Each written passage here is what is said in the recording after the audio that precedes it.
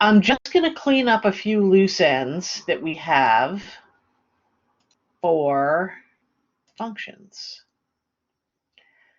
And let me just make sure I'm not going to lose anybody by doing that. I don't think so. It looks good. All right, I'm going to throw something up on the screen here. All right.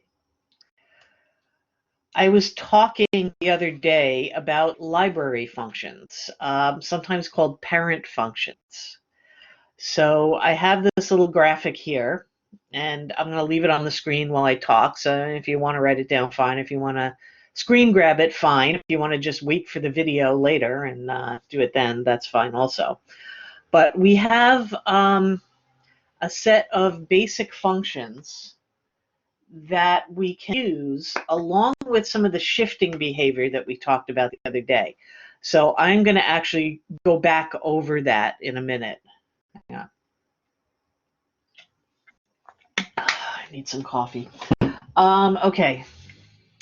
All right, so I'm just going to go one by one here. Right? The constant function, right? A constant function, f of x equals c, simply draws a horizontal line through c. Linear or identity function is the line through the origin, like this, okay? F of x equals x. The absolute value function. Remember, the absolute value function has the piecewise definition where it's x, which is this, when x is greater than or equal to 0, and it's negative x, which is this side, when x is less than 0.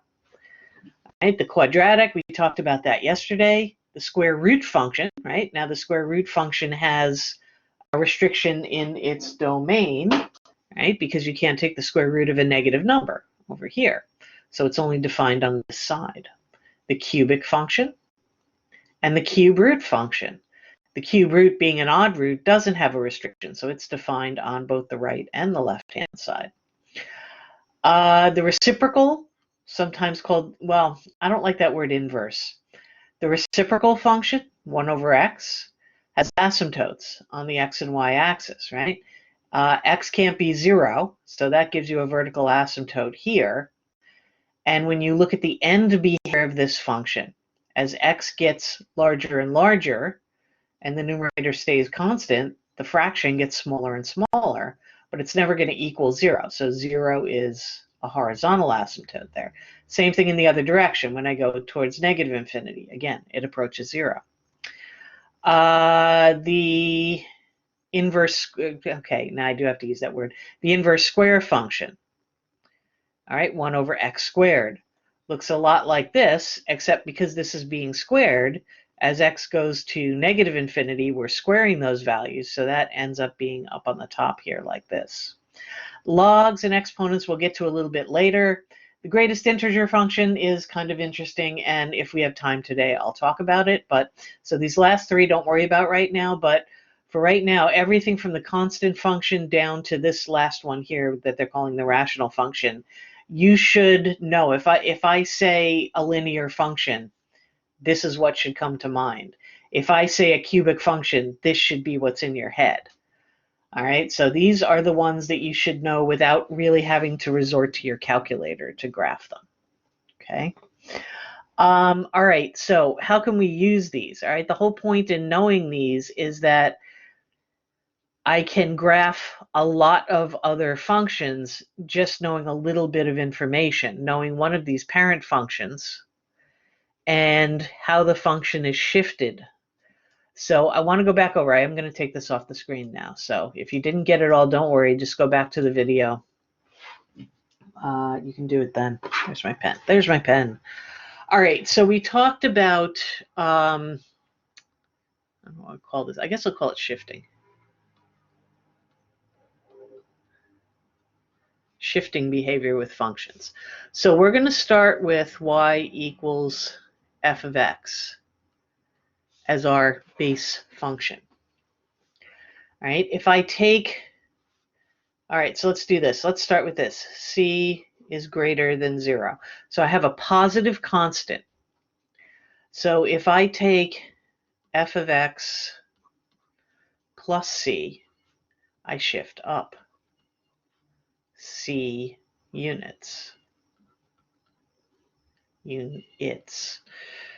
All right, if I do f of x minus c, I don't know why I'm getting a latency here. That's weird. F of x minus c, I go down c units. All right, that doesn't look right. Unit, I keep doing that. Units. Why do I keep forgetting the I? C units. There we go. C units. If I do that addition or subtraction inside, okay, so I'm going to just continue this down so I can use the same C. F of x minus c inside goes to the right.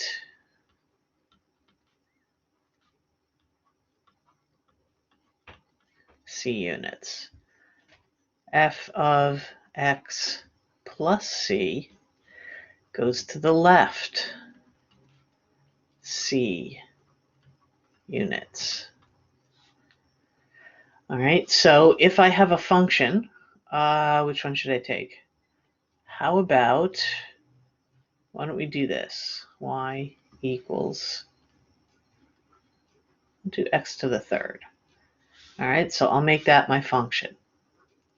So my main function looks like this. All right, and we'll let c be 2.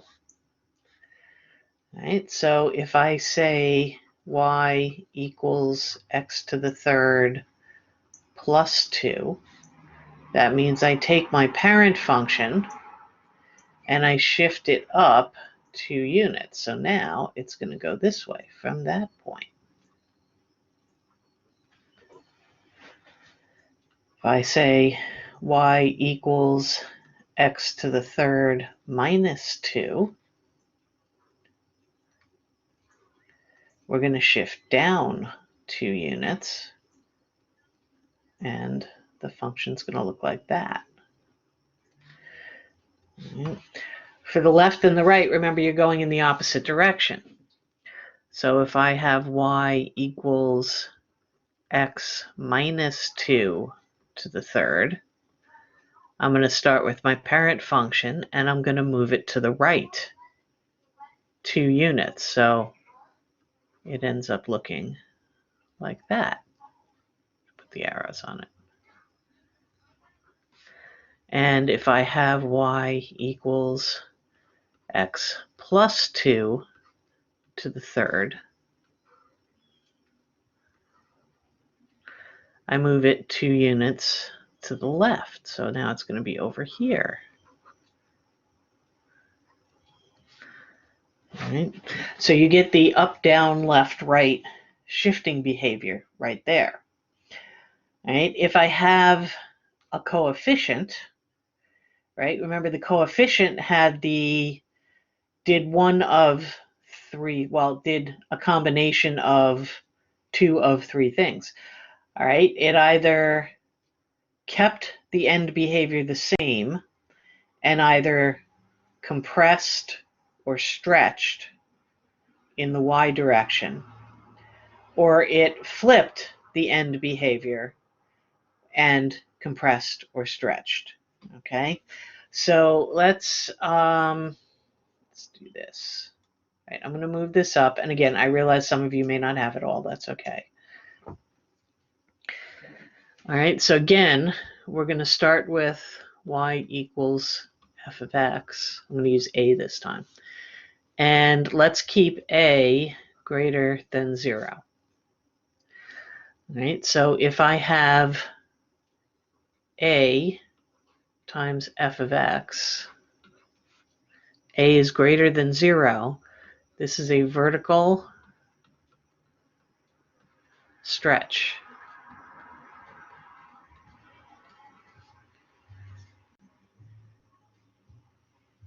Okay. If I have Oh, wait a minute. Hang on. Time out. I'm wrong about that. I don't want a greater than 0 for this. I want a between 0 and 1. No, wrong way. I think I need more coffee. This way. No.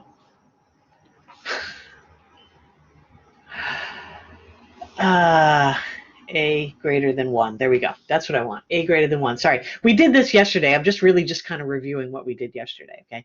If A is greater than 1, then A f of x is a vertical stretch. If A is between 0 and 1, there we go. And I have A f of x. All right, then that is going to be a vertical compression.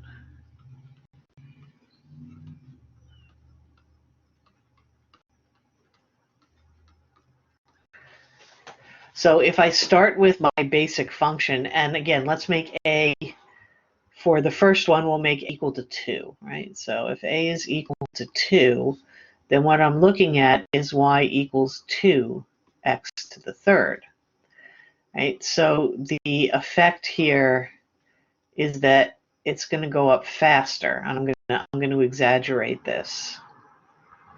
All right, so you get this stretch in the vertical direction. For this one, say A is 1/2.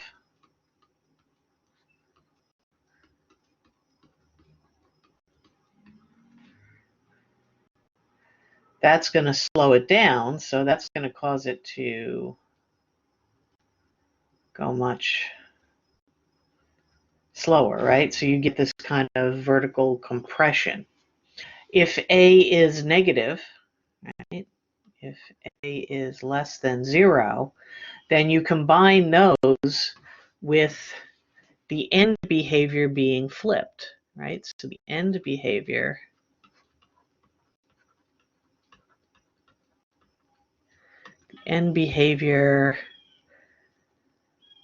I guess flipped is the best word there.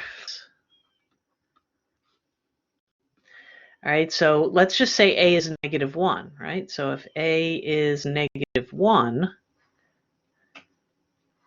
I guess I should write my equation down. Y equals -1 x to the third. So what I mean by the end behavior flipping is, in the original function, on the right-hand side it goes up, and on the left-hand side it goes down. So by flipping the end behavior, that means on the right-hand side it's going to go down, and on the left-hand side it's going to go up. Okay.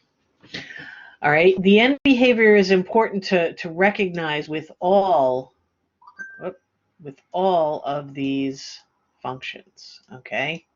So if we come back here for a minute, all right. Well, that's a constant function, so no matter what, that's always going to be constant. Okay.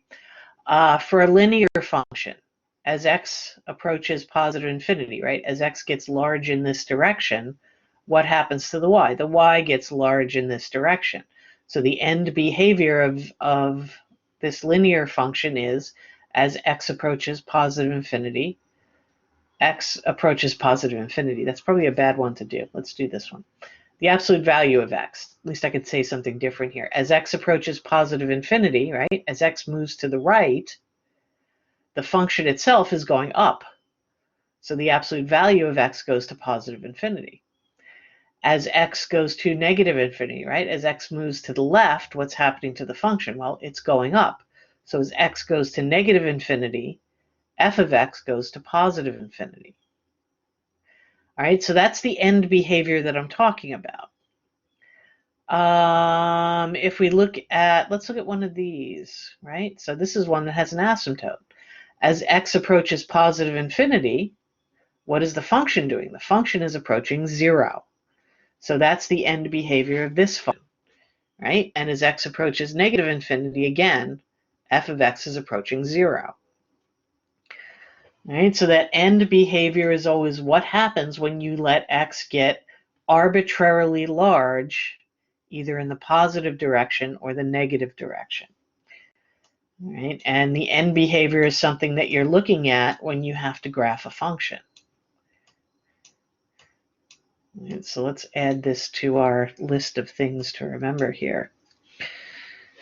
All right, so the end behavior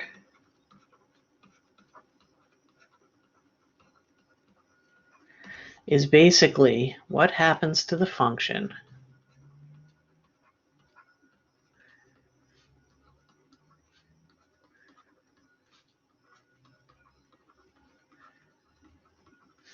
when x gets arbitrarily large.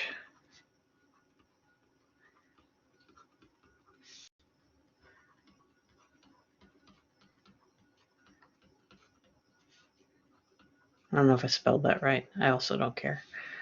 All right. So you read this as x approaches. No, I don't want to use that word. Remember, I said I didn't want to use that word.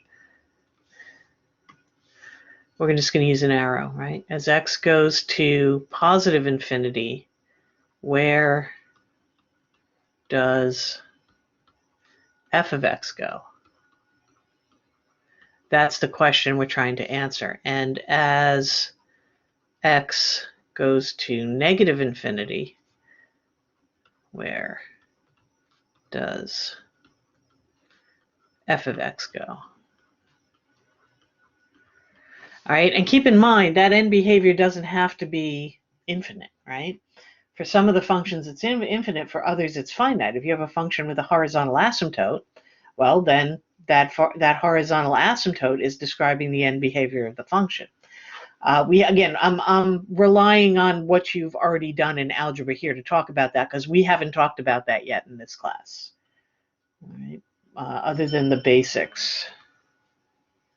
Ugh. Okay. All right, give me a second here. Ooh, this is a good one. All right. So let's do this. Let's talk about absolute value again for a little bit, because we haven't done that since the very beginning of the class. And when we did talk about absolute value, it was pretty straightforward. It was the absolute value of a function, and we were trying to solve, it was the absolute value involved in equations we were trying to solve. Now, if I want to graph a function with an absolute value in it, I have a parent function for linear absolute value. So I already know if I have f of x equals the absolute value of x, just plain, right? Then the parent function here looks like this.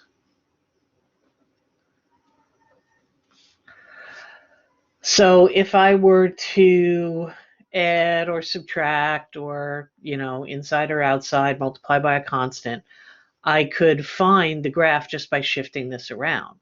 So if I asked you for f of x equals the absolute value of x plus 1, right, you wouldn't have to do anything. You would just take your parent function and shift it over to 1, and you would have your graph. Again, it would be a sketch because you don't have a whole lot labeled other than the 1 point you're moving. All right, so you can do absolute value linear functions like that. But what about this?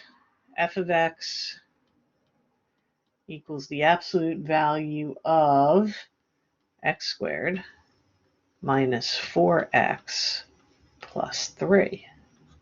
Let me fix my squared there.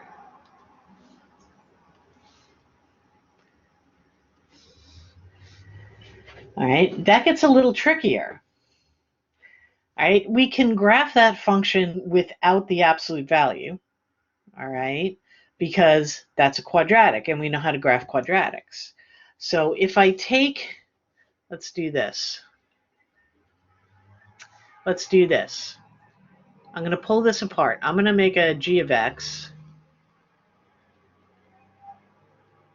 while all the cars go past my house and make noise. And I'm going to make it the inside. And let's graph this from what we already know. So I can graph this using the zeros and the end behavior and the vertex, all of which I can find pretty easily, right? So let's do that first, just so you see what it looks like. All right. So the vertex we can get from negative b over 2a, comma, g, negative b over 2a. All right, that's the quickest way to do it. So negative b, this would be b, right? So that would be 4 over 2 times a. So 4 over 2 is 2. So then g of 2, let's see, g of 2 would be 2 squared minus 4 times 2 plus 3.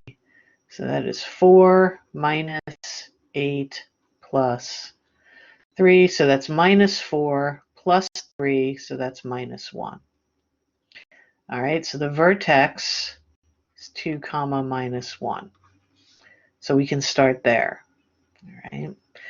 As far as the zeros go, I just have to factor this. All right, this is going to factor into x minus 3, x minus 1. And I would set that equal to 0. Right, so x minus 3 is going to be 0 when x is 3. 3 minus 3 is 0, so x is 3. X minus 1, yeah, that's right. X minus 1 is 0 when x is 1, because 1 minus 1 is 0, so x is 1. All right, is this parabola facing up or down is the only other question you have to ask, because that'll give you the end behavior, right? It's the leading coefficient's positive, so this parabola is facing up. So now I know the end behavior. Okay, hang on. All right, so if I want to graph g of x, I can do that. And again, it doesn't have to be perfect. And it's not going to be because my line's not straight. All right, so let me see here. My zeros are 1. And I guess I'll put 3 over here. And my vertex happens when x is 2. So I need 1, 2, 3. And the y-coordinate of the vertex is negative 1. So I have a vertex down here. And my parabola is facing up, so I know that it's basically gonna look, it's gonna cross somewhere. I don't really care where it crosses. Actually, it crosses at 3, but all right, but this is the g of x, all right, without the absolute value.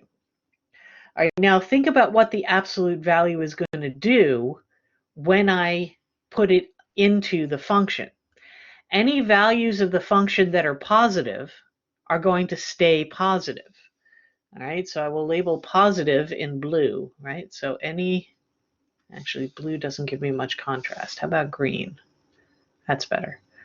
All right, so any values of the function that are positive are going to stay positive, because that's what the absolute value does, right? So this side is not going to change. That's going to stay positive.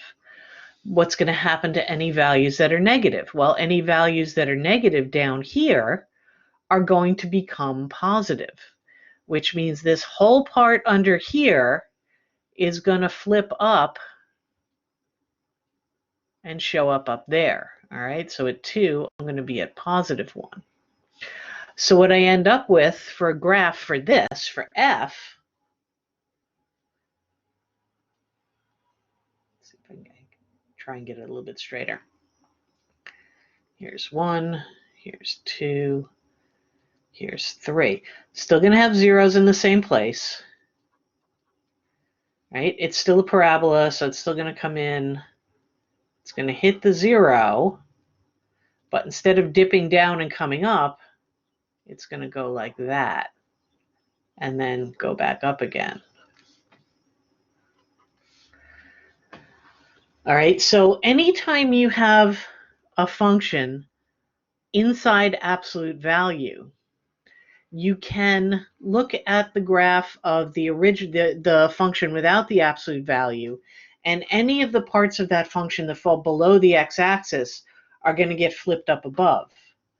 All right, so just in general, if I take, I'm not actually going to put a function to this, all right? So I'm going to say I have y equals f of x, and y equals f of x looks like this. Let's say it comes down here and does that. All right, so there's y equals f of x. If I then look at the absolute value of that, it shouldn't have made it so complicated. Now I have to figure that out. All right, so I have, let's call this A, we'll call this B, and we'll call this C. All right, so I have A, relatively close to it, I have B, and then all the way out here, I have C. So any part of this graph that is positive stays positive, right? So the part that is above here, that kind of goes like that, stays there. Any part that falls below is going to flip up above. This part is already above, so that part stays. Yeah, and I know I shouldn't have made that. Okay, there we go. That's good enough. And then again, this part falls below, so that's going to come back up that way. All right. So again, the effect of taking the absolute value of a function is to take any parts of that function that are negative and make them positive, just like the absolute value function does. All right.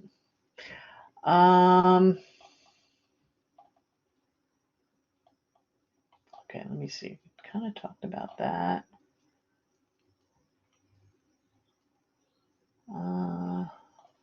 Okay. I just want to make sure that I'm covering everything. All right. So what about this last one on the list here? Hang on. What about this last one? I don't know if you've ever seen this kind of a function before. All right. It's called a step function. All right. This particular step function is the greatest integer function. This is interesting, and it does have uses for any sort of application that can only take on an integer value, right? So think about, the one example that comes to mind is paying for like electricity or something like that, where when you're between a certain number of kilowatt hours, you're paying a fixed price. And when you jump up to the next level of kilowatt hours, the next interval, you're paying a different fixed price. And I think they actually use that as an example. I think they do. Yeah, okay, you know what? I'm just going to pull this over here because I don't need to rewrite this. And this isn't something we're really going to be working with a lot, okay? So a power company charges monthly service charge of $8.50, a rate of 5.8 cents per kilowatt hour for the first 100, and a rate of 8.3 kilowatt hours for usage above 500. Okay. All right. So that's kind of an example. It's not exactly what I want, but it's that kind of idea. All right. So what a step function does is it gives you an integer value for an interval. So when x is between -2 and 1, the greatest integer function is going to take the value of -2. When x is between 1 and 2, the greatest integer function is going to take the value of 1. All right. So this is the actual definition up here. The greatest integer, which is actually, okay, so the notation on my handout is a little different than the notation in the book. So let me make this bigger so you can actually see it. Hang on. All right, so when we're doing the step function, when the book is doing the step function, they're using this as a bracket with these little tails at the bottom. All right, so the greatest integer is going to equal m when x is greater than or equal to m and less than m plus 1. All right, that's their definition. So let's do this. The greatest integer, whoop, the language is throwing me off here. I want to put the greatest integer on top. The greatest integer is going to equal, let's say, 4 when x is greater than or equal to 4, but less than 5. All right, so notice it's closed on the left end and open on the right end. So any decimal value of 4 is going to be written as 4. Right? So if I have 4.6, that's going to equal 4. Right? If I have 4.02, that's going to equal 4. Notice it's not rounding, it's truncating. Right? You're basically chopping off the decimal portion. So anything between 4 and 5 is going to be 4. So when this is graphed, that's how it gets that step. All right, so when x is 0, right, or the greatest integer function is going to equal 0 when x is between 0 and 1, right? So equal to 0, not equal to 1. The greatest integer function is going to equal 1 when x is between 1 and 2. Equal to 1, not equal to 2, like that. The greatest integer function is going to equal 2 when x is between 2 and 3. Again, equal to 2, not equal to 3. All right, so you get this step function. It's an interesting one to play with. When you look at the homework in the book, you can see what they do with it. Let me see if I can find. I'm gonna let you play with those homework problems. All right, I think that's all. That's all I needed to do to clean this up. All right, so that took everything that we did yesterday and kind of brought it all together, hopefully in not too confusing a way. And again, I would make sure that you have this right here. All right, that you have those either in your notes, grab a screenshot of that, however you want to do it. You can also look up, this is the one thing I don't have a handout for, but you might want to look at, you can Google parent functions and you'll get a, that's actually what I did to find this graphic. All right. Does anyone have any questions?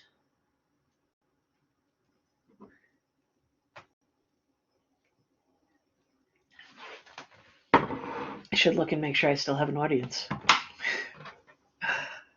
Okay, let's see.